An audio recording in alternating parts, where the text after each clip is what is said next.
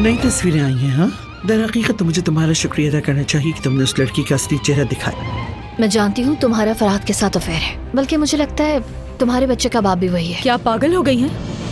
अपने गांव में तो तुम ये हरकतें करने का कभी सोच भी नहीं सकती थी। वहाँ तुम्हें कोई मजबूत सहारा नहीं मिला था ना, इसीलिए। क्या मतलब है इस बात का? तुम किसकी माशूका बन के घूम रही हो, क्या मैं ये नहीं जानता? क्या बात है अमीन? नूर अंदर है, अम्मी और बाबा उससे पूछगछ कर रहे हैं। मेरे भाई ने तुम्हें यहाँ मेरे पास इसलिए नहीं भेजा था कि तुम शादीशुदा मर्दों के साथ रिश्ते बनाओ। बस बहुत हो गया फीजा।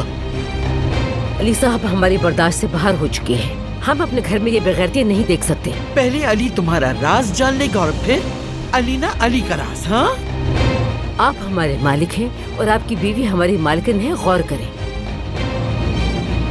माफी मांगे इससे, ये मेरी कानूनी और शरई बीवी है। नूर कोजान है ये।